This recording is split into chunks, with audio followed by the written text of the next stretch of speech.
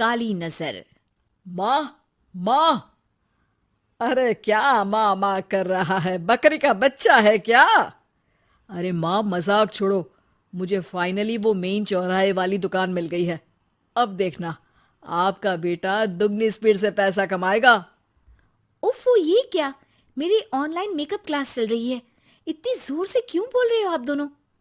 अरे मेरी धर्म पत्नी जी, मेकअप क्लास बाद में करना। वो चौराहे वाली दुकान मिल गई है हमको। अरे वाह! रुको, मैं अपनी माँ को फोन लगाकर बता देती हूँ।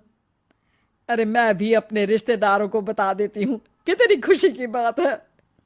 हाँ हाँ, मैं भी अपने दोस्तों को बता देता हूँ।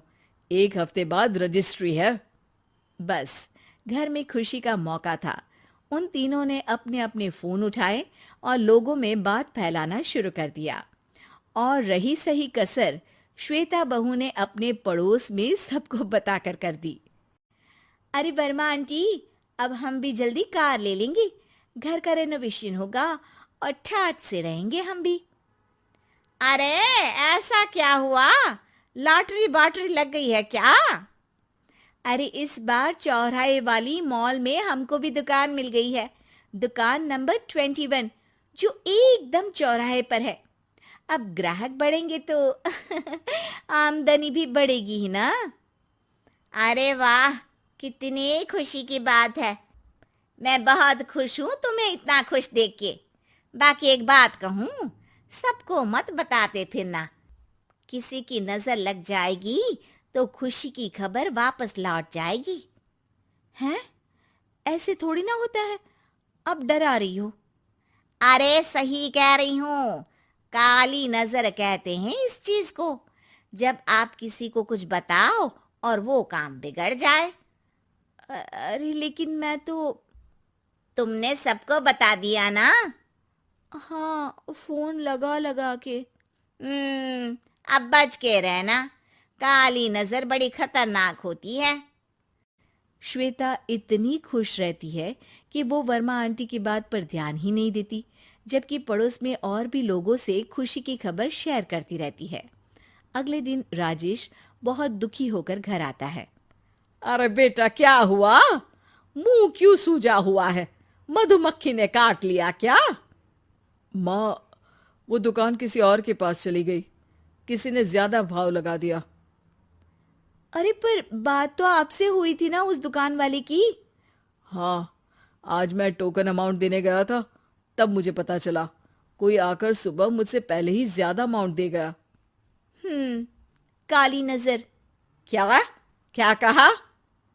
वर्मा आंटी ने समझाया था कि किसी को बताना मत, वरना काली नजर लग जाएगी। अच्छा, तुम्हें उनकी बात मान लेनी चाहिए थी। उनकी बात मान लेती, लेकिन उसके पहले ही सबको बता चुके थे ना हम तीनों। अरे अगली बार से ध्यान रखेंगे। कोई भी नई चीज होगी तो किसी को नहीं बताएंगे। तीनों कुछ दिन ऐसे ही रहते हैं, पर एक दिन श्वेता को एक मेल आता है। राजेश, मेरा ऑनलाइन मेकअप कोर्स कंप्लीट हो गया। अब मैं खुद का पार्लर खोल सकती हूँ। अरे वाह, अपने मोहल्ले में ही खोलते हैं। ये जो घर के सामने दुकान है ना, वहीं। हाँ, यहाँ सस्ती भी मिल जाएगी। अगले दिन श्वेता वर्मा आंटी के पास जाती है, मिठाई का डब्बा लेकर। अरे आओ आओ, कैसे आना हुआ? जोर से नहीं बोलूंगी। वो सामने वाली दुकान है ना, वहां मैं अपनी पार्लर की दुकान खोलने वाली हूँ। उसकी मिठाई है। अरे वाह, बहुत बधाई हो तुमको। हाँ, मैं कमाने लगूंगी तो राजेश पर पूरे घर का बोझ नहीं रहेगा ना आंटी जी। ये तो है। पर ये बता कि तूने ये बात किसी और को तो नहीं बताई ना? अरे नहीं नहीं, पिछली बार गलती कर दी थी। काली नजर लगी किसी की और राजेश के हाथ से वो दुकान चली गई थी। सबको मत बताना। चलो मैं चलती हूँ, कल दुकान की बात करने भी तो जाना है। अगले दिन श्वेता दुकान के लिए मालिक से बात करने जाती है। अरे लेकिन दुकान तो हम कल रात को ही किसी को दे चुके हैं। कल ही? हाँ, कल ही। 2 दिन बाद कोई यहाँ पार्लर भी खोल लेगा। अब कहीं और दुकान देख लीजिए। अरे पर हमको भी तो पार्लर ही खोलना था।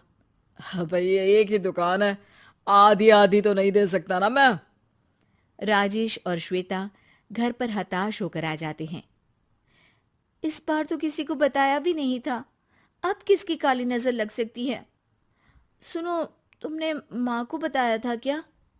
अरे कैसी बात कर रही हो, माँ की नजर थोड़ी ना लगेगी। पक्का तुमने किसी को नहीं बताया था ना? सिर्फ वर्मा आंटी को बताया था, उन्होंने ही मुझे किसी को नहीं बताने को कहा। अरे यार, तुम भी सही हो, मेरी माँ को नहीं बताने को कह रही हो, पर वर्मा आंटी को बताना तुम्हें जरूरी लगा। अरे वर्मा आंटी ने ही तो काली नजर के बारे में बताया था ना, वो हमेशा हमारा भला ही तो चाहती हैं। मेरी माँ भी हमारा भला ही चाहती है। अरे पर चिल्ला क्यों रहे हो? बात नहीं कर सकते क्या आराम से? नहीं आता वो आराम से बात करना, और करना भी नहीं चाहता हूं मैं। दुकान जाने का दुख गुस्से में बदल गया था और राजेश और श्वेता में बात बंद हो गई थी। 2 दिन बाद मोहल्ले में पार्लर का इनॉग्रेशन हुआ, जिसमें मोहल्ले के सभी लोगों को बुलाया गया, पर श्वेता, राजेश और माँ नहीं जाते। माँ, अंदर आ जाओ, क्या देख रही हो? अरे नया पार्लर देख रही हूं अपने आंगन से। देखो, माँ को दूसरे का सुख देखने में कितना मजा आ रहा है, मेरा दुख नहीं दिख रहा इन्हें। यहाँ मेरा पार्लर भी तो हो सकता था। अरे चुप रहो यार, हर बात में लड़ाई क्यों ढूंढ रही हो? राजेश और श्वेता फिर बहस करने लगते थे। तभी माँ ने दोनों को बाहर बुलाया।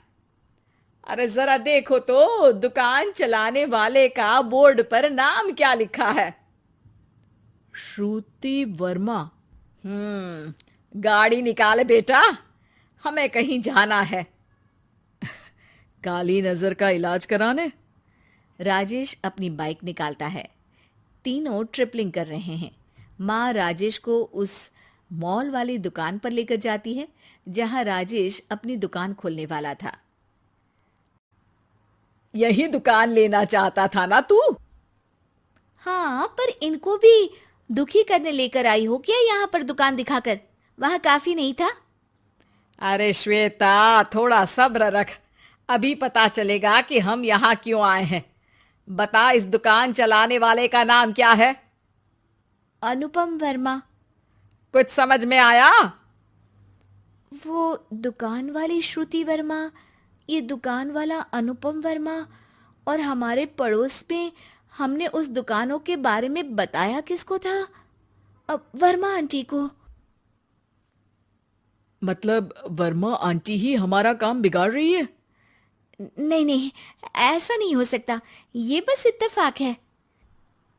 राजेश अपना फोन निकालता है और श्रुति वर्मा और अनुपम वर्मा के नाम फेसबुक पर सर्च करता है, जहां ये दोनों ही वर्मा आंटी के रिश्तेदार होते हैं। श्वेता को समझ में आ जाता है कि वर्मा आंटी की ही नजर खाली नजर है। अब क्या करना है? कोई भी खुशी की खबर हो तो काली नजर से बचना है, यानी वर्मा आंटी से बचना है। अरे पर मुझे ये समझ में नहीं आया कि वो हमारे साथ ऐसा क्यों करेंगी। अरे बेटा, एक सीख है, दूर के आदमी को आपकी तरक्की से कम परेशानी होगी, पड़ोसी को ज्यादा। दोनों माँ की बात में हामी भरते हैं और अगला काम चुपचाप करने की कसम खाते हैं, ताकि आगे से वर्मा आंटी कोई काम ना बिगाड़ सके।